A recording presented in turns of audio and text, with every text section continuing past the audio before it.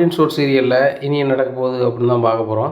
இப்போ முத்துவேல் சரியான கோவத்தில் இருக்கார். குமாரை கூப்பிட்றாரு. டே குமார், நீ தானடா இந்த வீட்டு வாரிசு, இந்த வீட்டோட புகழை காப்பாற்ற வேண்டியது உன் பொறுப்பு தானே, நீ எதுக்கு இப்படி செஞ்ச அப்படிங்கிறாங்க. அது இல்லை பெரியப்பா, நம்ம வீட்டை ரொம்பவே கடுப்பை கிளப்பிட்டு இருக்காங்க, ஒவ்வொரு கல்யாணத்தையாக கெடுத்துட்டு இருக்காங்க, அவங்க வீட்டு கல்யாணம் மட்டும் நடக்கணுமான்னு சொல்லிட்டு தான் அடிச்சு பண்ண பெரியப்பா அப்படிங்கிறாங்க. இதை சொல்லணும் வெக்கமா இல்லையா? எதிரியாக இருந்தாலுமே ஒருத்தவங்க கல்யாணத்தை நம்ம நிப்பாட்டலாம், பிடிக்கலன்னா அதுக்கு நம்ம என்ன செய்யணுமோ தூர போயிடணும். அதை விட்டுட்டு நீ வந்து இப்படி செஞ்சுருக்க அப்படிங்கிறாங்க. அண்ணே என்னென்ன பேசுகிறீங்க, நம்ம வீட்டு கல்யாணத்தை அவங்க தொடர்ச்சியாக வந்து கெடுத்துக்கிட்டே இருப்பாங்க, குமார் பார்த்துட்டாரன் இருப்பான், அது பண்ணது தப்புலாம் கிடையாதுண்ணே அப்படிங்கிறாங்க. டேய் தப்பு கிடையாதுன்னு சொல்கிற, இப்போ பாரு இவன் கல்யாணம் நின்று போச்சு அப்படிங்கிறாங்க. அதானே ரொம்ப கடுப்பாக இருக்குது அப்படிங்கிறாங்க. டேய் முதல்ல ஒன்று புரிஞ்சுக்க, கல்யாணம் ஆகுது வரைக்கும் ஒரு கெட்ட பேர் எதுவும் வரக்கூடாது. அவன் ஏற்று வீட்டு குடும்பம் நம்மளுக்கு எதிரி குடும்பம் தான், அது இல்லைங்களே. ஆனால் ஒரு கல்யாணம் நடக்கும்போது நம்மளால் எந்த பிரச்சனையும் வரக்கூடாது அப்படிங்கிறாங்க. அண்ணே நீங்கள் சொல்கிறதெல்லாம் கரெக்டுண்ணே, பாண்டியன் குடும்பத்தை பார்த்தலாண்ணே, குடும்பத்தோடு வந்து குமாருக்கு பொண்ணு தர வேண்டியவங்கக்கிட்ட வந்து இல்லாத முல்லாதெல்லாம் சொல்லியிருக்காங்க. அவர் அதனால் வந்து நான் இன்னொரு நாள் பேசிக்கலான்ட்டு போயிட்டார். இப்படியா இருக்குது நினச்சி பாருங்கள். இப்போ அவருக்கு ஃபோன் பண்ணி கேட்க எனக்கு வெக்கமாக இருக்குது அப்படிங்கிறாங்க. ஒன்றுமில்ல, ஃபோன் பண்ணி கேளு, நம்ம ஒரு நாள் போய் பொண்ணை பார்த்துருவோம் அப்படிங்கிறாங்க. அதுவும் சரிதானே, அவங்க வந்திருக்கும் போது எந்த பிரச்சனையும் இல்லாமல் இருந்துச்சு அப்படின்னா அப்போ அப்படியே பார்த்துட்டு போயிருப்பாங்க. கல்யாணம் அந்த நேரத்தில் என்ன ஏதுன்னு சொல்லிட்டு என்றைக்கு வைக்கலான்னு சொல்லி பேசியிருக்கலாம். சரி நான் கேட்குறேண்ணே அப்படின்னு சொல்லிட்டு ஃபோன் அடிக்கிறாங்க. ஹலோ அப்படிங்கிறாங்க. சொல்லுங்கள் அப்படிங்கிறாங்க. என்ன சொல்லுங்கன்னு சொல்லுதுங்க சம்மந்தி, பொண்ணு பார்க்க நாங்கள் எப்போ வரலாம் அப்படிங்கிறாங்க. சம்மந்தி அதை பற்றி தான் பேசணும்னு நானே நினச்சேன், இனிமேல் அதை பற்றி பேசி ஒன்றும் பிரயோஜனம் இல்லை. பொம்பளை பொறுக்கிக்கெலாம் வந்து நான் பொண்ணு கொடுக்கணும் அவசியம் இல்லை. ஒரு சுபகாரியத்தை ஒருத்தன் கெடுக்கானா அப்படின்னு சொன்னால் அவன் உண்மையிலே நல்ல புத்தி உள்ளவன் ஒன்றுமே செய்ய மாட்டான். அப்படி செய்கிறவனுக்கு என் பொண்ணை தந்து நான் கஷ்டப்பட நான் விரும்பலை. நீங்கள் வேறு இடத்துல பொண்ணை பார்த்துக்கிடுங்க, அது சரிப்படாது.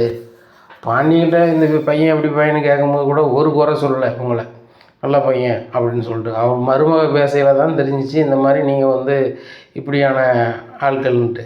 அதுவுமே உங்கள் வீட்டில் உள்ள பிள்ளையே அது சொல்லுது அப்படிங்கிறாங்க. எங்கள் வீட்டு பிள்ளாவை கிடையாது, எனக்கு என் பையனுக்கு ஃபோன் பண்ண தர முடியல அப்படின்னா விட்டுருங்க. அதுக்காக வந்து அவங்கள நல்லவங்களாகவும் எங்களை கெட்டவங்களாகவும் சிரிச்சா நல்லா இருக்காது. பிறகு நீங்கள் அந்த உங்கள் குடும்பம் வந்து அந்த ஊரில் இருக்க முடியாது அப்படிங்கிறாங்க. ஓ எல்லாம் நீங்கள் அடுத்த மாதிரி ஏன்ட்ட கட்டுறீங்களா? முத்துவேல் எப்படி அந்த ஊரில் எப்படியோ சக்திவேல் எப்படியோ அதே மாதிரி என் ஊரில்ண்ணா. ஆனால் வந்து மானம் பெருசாக நினைக்கிது ஆளுகள், போனவை ஒன்றால் ஆனதை போன வையப்பா அப்படிங்கிறாங்க. உடனே எங்கள் சக்திவேல் ரொம்பவே கடுப்பாக இருக்குது. அப்போ முத்துவேல் சொல்கிறாங்க, என்னடா ஒரு மாதிரி இருக்குது அப்படிங்கிறாங்க. பொண்ணு வீட்டுக்காரன் ரவுடி மாதிரி பேசுகிறான், இந்த மாதிரி பொண்ணு தர முடியாது, வைக்க முடியாது, பொம்பளை பொறுக்கில் தர முடியாது, உன்னால் ஆனதை பாருங்கண்ணே, அதான் ரொம்ப கடுப்பாக இருக்குது அப்படிங்கிறாங்க. உடனே இங்கே முத்துவேல் ஒரு மாதிரி ஆயிடுறான். ஐயோ அப்படின்னு சொல்லிட்டு, டேய் குமார் ஏன்டா இப்படி பண்ணி தொலைச்ச அப்படிங்கிறாங்க பாட்டி. ஆத்தா நீ வேறு சொன்னதே சொல்லிக்கிட்டு இருக்க, அதை பண்ணிட்டான், இப்போ என்ன பண்ணுறது? அந்த வீட்டுக்காரன் கிடப்பு கிளப்புனா அப்படி தான் பண்ணுவான், இனிமேலும் அப்படி தான் பண்ணுவான் அப்படிங்கிறாங்க. அப்போ மாறி சொல்கிறாங்க, அப்போ உங்கள் பையனுக்கு ஒரு காலமும் கல்யாணம் நடக்காது. கல்யாணத்துக்கு முன்னுக்கூட்டி நல்ல பேர் இருக்கிற பையனுக்கும் பொண்ணுக்குமே மாப்பிள்ளை கிடைக்காம பொண்ணு கிடைக்காம ரொம்ப கஷ்டப்பட்டு கிடக்காங்க. இப்படி இருக்குது இந்த காலகட்டத்தில். என்ன இவன் வந்து இப்படி பிரச்சனை பண்ணிக்கிட்டு இருந்தால் எப்படி கிடைக்கும் அப்படின்னுட்டு இருக்காங்க. எல்லாத்துக்கும் இந்த வீட்டிலேருந்து போனால ஓடுகாலி, ரெண்டாவது ஓடுகாலி அவள் தான் காரணம் அப்படிங்கிறாங்க. உடனே வடுவு சொல்கிறாங்க, அவள் எந்த வகையில் காரணம் குழந்தேன், அவள் வந்து நடந்தது தானே சொன்னான், அது உடனே சொல்லலையே, இன்றைக்கி தவிர்க்க முடியாமல் தான் சொல்கிறா அப்படிங்கிறாங்க. அண்ணி உங்கள் மகன் உள்ள பாசம் மட்டும் உங்களுக்கு போகாத, குமாருக்கு கல்யாணம் முடியக்கூடாதுன்னு நினச்சிங்க, நீங்களும் உங்கள் மகளும் செமையாக பண்ணிட்டீங்க அப்படிங்கிறாங்க. ஒன்று முத்துவேல் சரி என்னடா பேசிகிட்ருக்க, எட்டி போட்டி பேசிகிட்ருக்க அண்ணிக்கிட்ட அப்படின்னு சொல்லிட்டு பலாருன்னு விடுதாங்க சக்திவேலுக்கு. எங்கள் அப்பாவை நீங்கள் எப்படி கை வைக்கலாம் அப்படின்னு சொல்லிட்டு குமார் கை வாங்குறாரு. கையிடுறான், அது எங்கள் அண்ணன்டா, எங்கள் அண்ணனை எனக்கு என்னை வந்து கை நீட்டதுக்கோ எதுக்கு மேலே எங்கள் அண்ணனுக்கு உரிமை இருக்குடா, எங்கள் அண்ணன் மேலே கை நீட்டதுக்கு பார்த்தா வெளுத்து ராஸ்கல் அப்படிங்கிறாங்க. உடனே சாரி பிரிப்பா அப்படிங்கிறாங்க. உடனே முத்துவேலுக்கு ரொம்பவே மன வருத்தமாகிடுது, நம்ம மேலே கையை ஓங்கிட்டான குமார் அப்படின்னு சொல்லிட்டு ரொம்ப மன வருத்தமாக ரொம்ப பேர் இருக்காங்க. அப்போ பின்னாடியே வடுவு போகிறாங்க. எங்க அப்படிங்கிறாங்க. அப்படி கண்ணீர் விட்டு அழுதுடுறாரு. அழுதவுடனே வடுவு எங்கே அழுறீங்க அப்படிங்கிறாங்க. இல்லை ஒன்று கண்ணே கண்ணுன்னு ஒரு பிள்ளையை பார்த்து வளர்த்தா அந்த பிள்ளை நம்மளை அசிங்கப்படுத்திட்டு போனது மட்டும் இல்லாமல் அணுவாக நம்மளை வந்து படாப்படுத்துதில்ல. அதுபோல் இந்த குமார் பையன் பெரியப்பான்னா மறு பேச்சு பேச மாட்டான். அவன் கல்யாணத்தை நிப்பாட்ட நானும் ஒரு காரணமாயிட்டேன், மகனும் ஒரு காரணமாயிட்டேன், பொண்டாட்டி ஒரு காரணமாயிட்டான்னு சொல்லி இப்படி பண்ணிட்டானே அப்படின்னு சொல்லி எனக்கு ரொம்ப வருத்தமாக இருக்குது வடுவு, எனக்கு வாழையை பிடிக்கல வடுவு அப்படிங்கிறாங்க. ஏங்க இப்படி பேசுகிறீங்க, எனக்கு உடம்பு சரியில்லாமல் இருக்கும்போது கூட என்ன என்ன ஏதுன்னு கேட்கல, அவ்வளோ வீம்பில் இருந்தீங்க. இப்போ உங்கள் தம்பி மகன் கை நீட்டினோன்னே உங்களுக்கு இவ்வளோ சொன்னால் வருதாங்க அப்படிங்கிறாங்க. இல்லை அவனை நான் புள்ள மாதிரி நினச்சேன், புள்ள வந்து ஒரு தகப்பனை கை நீட்டும் போது தாங்க முடியுமா அப்படிங்கிறாங்க. நானும் அவனை புள்ள மாதிரி தாங்க பார்க்குறேன். ஆனால் குழந்தை என்ன சொல்லுது, குமார் கல்யாணத்தை நிப்பாட்டுறதுக்கு நான் பிளான் பண்ணுதுன்னு சொல்லுது. என்னத்தை சொல்லன்னு எனக்கு ஒன்றும் புரியலை அப்படிங்கிறாங்க. எங்கே பேசாமல் நம்ம தோட்டத்து வீட்டுக்கு போயிடுவோமா அப்படிங்கிறாங்க. உடனே நானும் அதான் நினைக்க விடுவு, நம்ம இங்கே இருந்துகிட்டு இருந்தோம்னு வச்சுக்கோ, குமாருக்கும் கல்யாணம் ஆகாது, இவன் ரொம்ப வருத்தப்பட்டுட்டு இருப்பான். பேசாமல் நம்ம தோட்டத்து வீட்டுக்கே போயிடலாம், இவன் பேசாமல் இந்த வீட்டில் பெரிய வீட்டில் இருந்துட்டு போகிறான், அம்மாவையும் கூப்பிட்டு நம்ம கிளம்பலாம் அப்படிங்கிறாங்க. நேராக வடுவு போகிறாங்க. அத்தை, நாங்கள் தோட்டத்து வீட்டுக்கு போகிறோம், இனி நாங்கள் இங்கே இருக்க மாட்டோம் அப்படிங்கிறாங்க. அண்ணி என்ன நீ சொல்கிறீங்க அப்படிங்கிறாங்க. நான் சொல்லலை குழந்தை, முடிவு எடுத்தது எல்லாமே அண்ணன் தான், எதனாலும் அண்ணன்ட்ட பேசிக்கோங்க அப்படிங்கிறாங்க. உடனே சக்திவேல் வந்து அண்ணன் அப்படின்னு சொல்லி முத்துவேலை பார்க்க வரும். இல்லை தம்பி, தப்பாக நினச்சிக்காத, நீனும் நானும் ஒருத்தருக்கு ஒருத்தர் வருத்தத்தில் இருக்க வேண்டிய சூழ்நிலை ஏற்படும். நான் இங்கே இருந்தோம்னா உன் பையனுக்கு கல்யாணம் ஆகலை வைக்கலன்னு சொல்லிகிட்டு இருப்பேன். நான் சொல்லதும் கேட்டுக்கோ, அண்ணன் எங்கே இருந்தாலும் உன் பையன் கல்யாணத்தை முடிச்சிக்க வேண்டியது என் பொறுப்பு, நீ அதுக்கு எந்த கவலையும் படாத. ஆனால் நம்ம இங்கேயே இருந்தோம் அப்படின்னு சொன்னால் ஏற்றாப்புல அவனை பார்த்துக்கிட்டே நீ என்னத்தையாவது என்ன பேச வேண்டியிருக்கும். குமார் கை நீட்டும் போது என்னால் தாங்க முடியல. பெத்த பிள்ளையோட அவன் மேலே அதிக பாசம் வச்சுருந்தேன். என் ஒட்டுமொத்த சொத்தையும் என் பங்கையும் அவனுக்கு எழுதி கொடுக்கலாம் அப்படிங்கிற மனநிலை தான் நான் இருந்தேன். இப்போ வரைக்கும் அந்த மனநிலை தான் இருக்கேன். ஆனால் இவன் பண்ணதை என்னால் ஏற்றுக்கொள்ளவே முடியல அப்படிங்கிறானே. ஒரு நிமிஷம் இருண்ணே, டே குமார் ஓடா அப்படிங்கிறாங்க.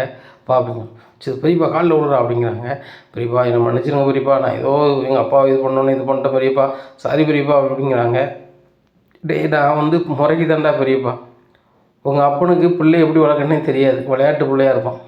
நான் தான் உன்னை தூக்கி வளர்த்து வச்சு எல்லாம் கொண்டு வந்தேன். சரி தானே, நீ பிறந்த பிறகு தான் எனக்கு பிள்ளை, அதுக்கப்புறம் தான் ராஜி எனக்கு. சரி தானே, உன்னை தான் என் மூத்த பிள்ளையாக நினச்சி நான் வளர்த்துக்கிட்டு இருக்கேன். ஆனால் நீ வந்து அப்பாவை கை நீட்டுமா என்னால் தாங்க முடியலடா. அதான்டா அப்பா தோட்டத்து வீட்டுக்கு போகிறேன், நீங்கள் சந்தோஷமாக இருடா, நீ சந்தோஷமாக இருந்தால் அது போதும்டா அப்படிங்கிறாங்க. பெரியப்பா நீங்களாம் இருந்தால் தான் பெரியப்பா நான் சந்தோஷம், தயவு செய்து வீட்டு விட்டு போகாங்க பெரியப்பா, ப்ளீஸ் பெரியப்பா, நான் பண்ண தப்பு தான் பெரியப்பா, தப்பு தான் பெரியப்பா அப்படிங்கிறாங்க. சரிடா நான் போகலை அப்படிங்கோடு போவேண்டா, புள்ள வந்து ஏதோ பண்ணிட்டான் அப்படிங்கிறாங்க. உடனே வடுவு வராங்க. குமாருங்க பாரு, நான் பெரியம்மா இல்லை, உனக்கு அம்மா மாதிரி, உங்கள் அம்மாவுக்கு பிரசவத்தில் இருந்து எல்லாமே தலைமாட்டலண்டா நான், சரியா, நீ கல்யாணம் முடிஞ்சு நல்லா இருக்குன்னு மட்டும்தான் நினைக்கிறோம். ஏதோ ஒரு வகையில் ராஜி வந்து உனக்கு மைனஸ் பண்ணிட்டா, சரியா, அது தெரிஞ்சு பண்ணாலா தெரியாமல் பண்ணாலான்னு தெரியாது. ஆனால் இன்றைக்கி நடந்தது சொன்னதெல்லாம் வந்து அவள் தெரிஞ்சு பண்ணாலா தெரியாமல் பண்ணாலா அதுவும் புரியலை. ஆனால் அவளை நீ தப்பாக நினைக்கலையோ அது ஒன்றை சேர்ந்தது. நானும் உங்கள் பெரியப்பாவும் நீ நல்லா இருக்குன்னு மட்டும்தான்ப்பா நினைப்போம். அதனால் தயவுசெய்து எங்களை தப்பாக நினைக்காத. என் புருஷனை கையை நீ வாங்கும்போது என்னால் தாங்க முடியலப்பா. என்ன ஒரு 1000 பேசுவார் வைப்பார், எனக்கு ஒன்று அவரால் தாங்கிக்க முடியாது, அவருக்கு ஒன்று என்னால் தாங்கிக்க முடியாது, புரியுதா? அதனால் வந்து நீ நல்லா இருக்கணும்டா, நல்லா இரு, எங்கே பேசாமல் நம்ம தோட்டத்து வீட்டுக்கே போயிடலாம் அப்படிங்கிறாங்க. இங்கே பாரு உறவு, நான் ஏதோ ஆர்வக்கோளாற சொல்லிட்டேன். சக்திவேலை பிரிஞ்சோ குமாரை பிரிஞ்சோ இந்த வீட்டை பிரிஞ்சோ என்னால் அங்கே தோட்டத்தில் வந்து இருக்க முடியாது. நான் எங்கே போனாலும் என் தம்பியோடு தான் போவேன். எனக்கு அப்படி ஒரு சுக துக்கம் எதுவுமே என் தம்பியை கடந்து வேண்டாம் அப்படிங்கிறாங்க. இதை கேட்ட சக்திவேல் ரொம்ப அழுகிறாங்க. பார்த்தியாடா எங்கள் அண்ணனை, நான் இல்லாமல் ஒரு நிமிஷம் இருக்க மாட்டாருடா, எவ்வளவோ பிரச்சனை வந்திருக்கு, ஆனால் எங்கள் அண்ணன் நீ எதுவுமே கேட்டது கிடையாது, அவ்வளோ பாசமான எங்கள் அண்ணன் நீ கை வாங்கிட்டல, உன்னையே நான் வச்சுக்கிறேன்டா அப்படின்னு சொல்லிட்டு அவர் பாட்டில் கோவப்பட்டு போகிறாரு. உடனே டே சக்திவேல் உடனே அப்படிங்கிறாங்க. வீட்டிலே இருந்தால் ரொம்ப ஒரு மாதிரி இருக்குது, கார் எடுத்து நம்ம கொஞ்சம் வெளில போய்ட்டு வருவோம் அப்படிங்கிறாங்க. சரிண்ணே அப்படின்னு சொல்லிட்டு போகிறாங்க. இந்த சூழ்நிலையில் குமார் சாரி பெரியம்மா, நான் மன்னிச்சிருங்க பெரியம்மா அப்படின்ட்டு பேசுகிறாங்க. சரி விடு, இனிமேல் இப்படி நடந்துக்காத அப்படிங்கிறாங்க. சரி பெரியம்மா அப்படின்னு சொல்லிட்டு மாடிக்கு போயிடுறாங்க. அப்போது வடுவோட அத்தை சொல்கிறாங்க, ராஜீவ் பாட்டி, சரி இந்த வீட்டுக்கு கொடுத்த ஒரு கெட்ட நேரம் போயிடுச்சுன்னு நினச்சிக்க வேண்டியதான். இந்த பொண்ணு இல்லைன்னா இன்னொரு பொண்ணு ஏன் போட்டு இங்கே சலைஞ்சிக்கிட்டு இருக்காங்க, வேறு பொண்ணு நான் கூட பார்க்கேன். அன்றைக்கி கோயிலுக்கு பேசும்போது ஒரு பொண்ணு வீட்டுக்காரங்க நம்மகிட்ட பேசினாங்களா அப்படிங்கிறாங்க. அத்தை அதெல்லாம் பிறகு பார்த்துக்கலாம், இப்போதைக்கு இந்த ஃப்ரீயாக இருந்துக்கிடுவோம், கொஞ்ச நாள் கழிச்சு பார்ப்போம். ஏற்ற வீட்டில் என்ன பிரச்சனை ஓடிக்கிட்டு இருக்குன்னு தெரியல, ஏன்னா பாண்டியனை வேறு கோவப்பட்டுச்சு, இப்போ அங்கே என்ன பிரச்சனை ஓடுன்னு தெரியல, பையன் ஃபோன் அடிங்க பழனிக்கு அப்படிங்கிறாங்க. அங்கே பாண்டியன் வீட்டில் பயங்கர சண்டை வருது. எப்படி வந்து நீங்கள் இவ்வளோ நாள் சொல்லாமல் இருப்பீங்க, அப்போவுமே சொல்லியிருக்க வேண்டியதானே அப்படின்னு சொல்லிட்டு ராஜிட்ட கேட்குறாங்க மீனாட்ட கேட்குறாங்க. மீனா சொல்கிறாங்க, மாமாங்க பாருங்கள், கல்யாணம் நடக்கிறது தான் முக்கியமாக தவிர்த்து இதை சொல்லி கல்யாணத்தை நிப்பாட்டுதோ வைக்கிதோ வேண்டாம்னு சொல்லி தான் நாங்கள் சொல்லலை. அதுபோக சரண மாமாவுக்கு எவ்வளோ சங்கடப்பட்டு கல்யாணம் முடிஞ்சுட்டு உங்களுக்கு தெரியும். பல பொண்ணை பார்த்தோம், ஒன்றும் நடக்கலை வைக்கலை. அதனால் தங்கமேலுக்கா கல்யாணத்தையும் சரண மாமா கல்யாணத்தையும் எந்த வகையில் நம்மளால் நின்றக்கூடாதுங்கிறத நாங்கள் சொல்லலை. இது கூட வெறுப்பில் தான் சொன்னது. மாமாவை வந்து எப்படி குறை பேசலாம் அப்படின்னு சொல்லும் போது தான் ராஜி சொல்லிட்டான். மற்றபடி எதுவுமே சொல்லதுக்கு இல்லை மாமா அப்படிங்கிறாங்க. உடனே தங்கமயில் சொல்கிறாங்க, அது எப்படி ராஜி இங்கேருந்தே கிளம்பி போகும்போது எங்கள் அப்பாட்ட போய் நான் ஏதோ சொல்ல போகிறேன்னு சொல்லி தான் கிளம்பி போனான் அப்படிங்கிறாங்க. உடனே என்னம்மா தங்கமயில் வேறு சொல்கிறா அப்படிங்கிறாங்க. இல்லைம்மா, இதே வந்து அவளுக்கு மனசுக்கு உறுத்திக்கிட்டே இருந்துச்சு. எப்படி இவன் பண்ணலான்னு சொல்லிட்டு மனசில் உறுத்திக்கிட்டே இருந்துச்சு. இதை கேட்கணும்னு சொல்லிக்கிட்டே தான் ரொம்ப நாளாக சொல்லிகிட்டு இருந்தா. அதை தான் கேட்க போகிறேன்னு சொல்லிட்டு போனேன். அப்போது வரும்போது ஒரு கார் வந்துருச்சு. நீங்களும் பழனிச்சித்தப்பா வந்து என்னப்பா பார்த்து போகக்கூடாதான்னு சொல்லிகிட்டு இருக்கும்போது தான் அந்த பொண்ணு வீட்டுக்காரங்க வந்தாங்க. வரும்போது இந்த சம்பவம்லாம் நடந்துருச்சு அப்படிங்கிறாங்க. அப்படியாப்பா, எத்த வீட்டுக்காரனுக்கு கோவம் ஒரு திமிராயிருச்சு. ஆனால் ராஜி, நீ விட்டு கொடுக்காமல் பேசினப்பா. அந்த வீட்டில் பிறந்தனா கூட இந்த வீட்டு மானத்தை நீ காப்பாற்றிட்டப்பா. ரொம்ப பெருமையாக இருக்குப்பா. நீ என்ன வேணாலும் பண்ணுப்பா, மாமா துணையாக இருக்கேன் அப்படிங்கிறாங்க.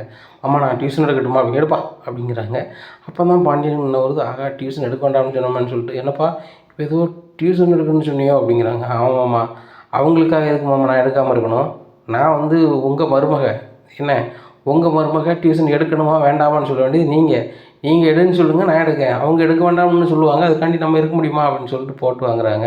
நீ எடுப்பா, பார்த்துக்கலாம், மாமா உனக்கு என்ன ஹெல்ப் பண்ணுமோ பண்ணுறேன் அப்படிங்கிறாங்க. சரி மாமா அப்படின்னு சொல்லிட்டு சந்தோஷமாக சிரிக்கிறாங்க. இங்கே பின்னாடியே இவங்க போகிறாங்க. மீனா, என்ன பிரச்சனையாக உன் பிரச்சனையை சாதிச்சுட்டு போல அப்படிங்கிறாங்க. இங்கே கதிர் சரியான கோபத்தில் இருக்கார். அப்போ செந்தில் கேட்குறாரு, ஏன்டா ரொம்ப கோபமாக இருக்க அப்படிங்கிறாங்க. இவ்வளவு சேட்டை பண்ணியிருக்கானுங்க, எனக்கு முன்னாடியே தெரிஞ்சு தான் அந்த குமாரை வெளுத்துருப்பேன் அப்படிங்கிறாங்க. டே விட்றா, அவனுக்கே அந்த கல்யாண வீட்டுக்காரன் வந்து பொண்ணு தர மாட்டேன்னு சொன்ன மாதிரி தெரியுது, விடு அதை பார்த்துக்கலாம் அப்படிங்கிறாங்க.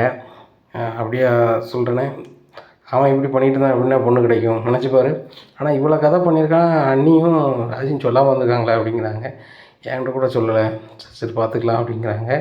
தங்கமயில் நினைக்கிறாங்க, நம்ம ஏதோ ஒரு வகையில் வந்து ராஜியும் மீனாவையும் என்னத்தையாவது சண்டையில் விட்டு பார்க்கலாம், இந்த வீட்டில் அவங்கள ஒதுக்கி பார்க்கலான்னா அதுக்கு நடக்கலையே, எப்படி அவங்களுக்கும் இந்த மாமாவுக்கும் சண்டை இழுத்து விடுறது அப்படின்னு சொல்லிட்டு ரொம்பவே சிந்தனை பண்ணுறாங்க.